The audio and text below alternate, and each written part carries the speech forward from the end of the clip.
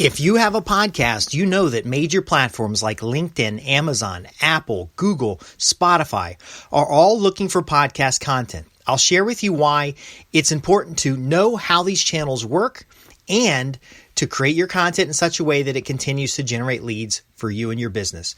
I'm Justin Hitt with Ad Briefing's Copywriting Tips. Whether you're creating podcast scripts or materials for your clients or using a podcast to promote your own business, and when I say podcast, it includes periodic video content, periodic audio, any kind of supplemental media that may support your business. It's important to understand how major media platforms are scraping podcasts, organizing them, and then sharing them on their own platforms. Whether it's LinkedIn Learning, Amazon Audibles, Apple Podcasts, Google, Spotify, there are so many different platforms. iHeartRadio, for example. So maybe you didn't know. This podcast, Ad Briefing's Copywriting Tips, is available on audio. So the audiobook company, Audibles. It's available on LinkedIn Learning. It's available on Google Podcasts, Apple Podcasts. It's available on iHeartRadio. Technically, this is a radio show that can be syndicated on different radio channels across the country.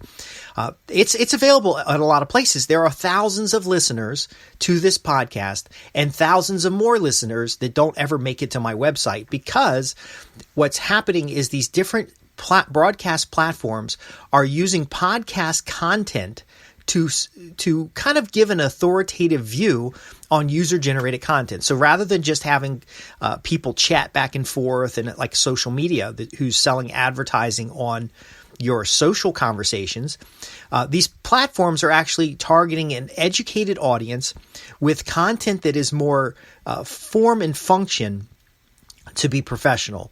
Now, they're selling advertising on these podcasts, and you're creating the content. So how do we avoid you creating content for free? Well, there are actually 8 key functions that you want to have in every podcast. I'll try to demonstrate all 8 in this podcast. However, I'm going to speak specifically about 3 specific points.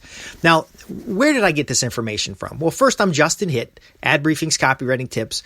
I have 4 podcasts. I create periodic content for the podcast in a sporadic manner. I used to do it every week, but now I'm so busy with clients, I tend to do 3 or 4 a day and then have an assistant drip out that content. I've been creating content in materials for other people and outlines that organizations will use as an editorial calendar to present their own podcast. I've also helped design training and tours for companies who want to use training as a way to educate potential buyers and then introduce different products and services. So Sun Microsystems, for example, used to have product training where you would get to use, systems administrators would use the latest equipment, and that was an opportunity to introduce that equipment to the technical decision maker. So I've created and helped create content that has to do with reaching specific niche audiences. Now, why am I telling you this? Well, with more than 250 podcast episodes that I've created for myself, I've learned a few things. Like, for example, my podcast suddenly shows up on another channel. And I get a little bit of credits on there, a little bit of citing. But again, there's 8 things you can do. I will cover 3 of them right now. When you record your podcast, you have to assume that your content will be syndicated. Syndication is not a new thing, but with YouTube being able to embed those videos elsewhere, with 4 or 5 different types of video sharing platforms, with 4 or 5 different types of podcast platforms, you can't assume that your target audience is reached in that platform that you're at. And it's going to cost a lot of money to build the traffic to your own website. And what if you could get the traffic that already exists in these platforms, and that the way your media was designed, it got picked up and would still bring people back to your website, still bring people back to your site itself. Now, again, I have 8 tips, which you can get in detail at www.adbriefings.co.uk, but I'll cover specifically 3, starting with name yourself and your guest. If you periodically call out who you are and why the listener should be paying attention and who your guest is, when your syndicator excerpts from your original podcast, you'll still periodically be there rather than an anonymous voice. You'll be a credible expert. Plus, with Google and different search engines, people can look up your name if they like the content.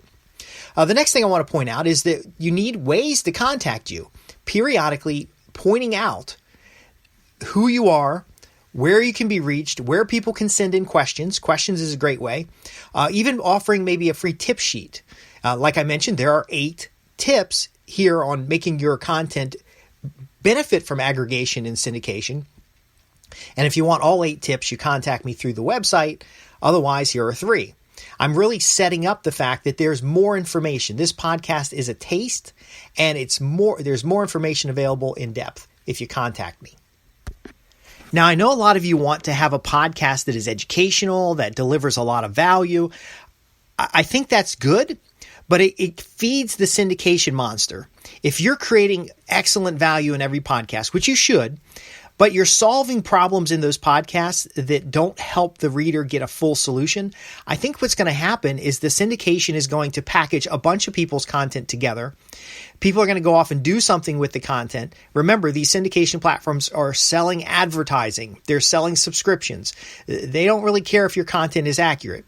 But I fear that the end user, if they use your content and it's very complex, they're going to have problems. And here's what I found works. You want to focus on the what and why. You want to share with what people should do and why they should do it. If they want the how, they need to raise their hand and contact you for more information, because the how is very situation dependent. Your podcast, your short form video, 10 to 15 minutes, really ought to set the decision maker up to making a very good decision. So again, a podcast is going to get syndicated. Think about it like a radio program, not a training program. Your podcast could get excerpted, so you want to make sure that people know who's speaking at the time. And periodically, you can just say, hey, look, I'm Justin Hitt from Prosperity Homestead. I'm Justin Hitt from Ad Briefings Copywriting Tips. I'm Justin Hitt from so-and-so. And they do that early in the program and do that later as you close. But again, you want to build curiosity and connect with a specific prospect. They must listen to it and know it's for them. And these 3 things will get you really primed, because when you start getting picked up, you'll get more people to come to your site. Hey, I heard your podcast on Audible. They're listening to it in the car. They're listening to it on their desired platform. And ultimately, you can still be useful there rather than just fodder that channel's putting in place to sell advertising. Again, many of these concepts are similar to radio or television interviews. So if you have 2 parties in your podcast, you're doing an interview, you want to keep repeating who you're with so the audience knows who you are. You want to make sure so when you talk to your guests, you're going to talk to them by name. So Justin, tell me more about the 8 things that you need to know when you're doing podcasts that could be syndicated. You also want to think about this like a table topic. You got 2 to 3 minutes per each topic. And a simple podcast formula would be to introduce the topic, the benefits of the topic, answer 2 or 3 common questions, and then close with a call to action. Overall, when you've created materials, you have to understand the materials will have a greater life than just on your website. Same thing goes with a podcast. Same thing goes with a video log or any type of periodic content in any medium. And this can be good for you if you're following the 3 things that we pointed out here. Now, again, there are 8 specific items you can include in every podcast, video, or media newsletter, periodical.